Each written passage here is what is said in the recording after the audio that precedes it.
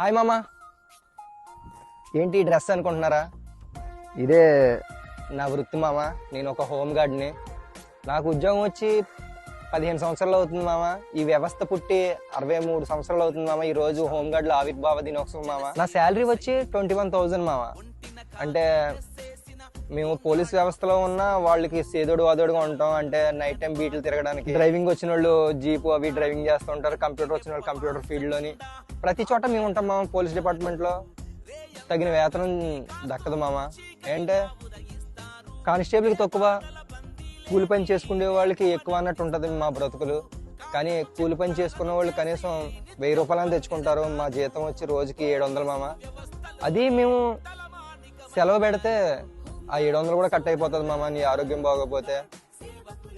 బయట కంపెనీల్లో చేసే వాళ్ళకి పిఎఫ్ అవి కట్ అవుతుంటాయి, కానీ మాకు అవి అలాంటివి కూడా కట్ అవ్వడం ఏమి ఉండదు. నా రిటైర్మెంట్ వచ్చే స్టేజ్కి నేను ఉత్తి చేతులతో నేను ఏ స్టేషన్లో అయితే పని చేస్తానో ఆ స్టేషన్లో ఒక సాల్వ కట్టి, అది ఎటువంటి రిమార్కు లేకుండా రిటైర్మెంట్ అయితే ఒక సాల్వ ఒక దండ వేసి పంపించేస్తారు.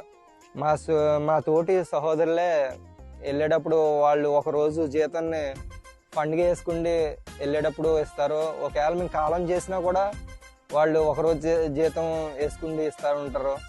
మాకు గవర్నమెంట్ నుంచి ఎటువంటి ఉండదు. ఎలాగని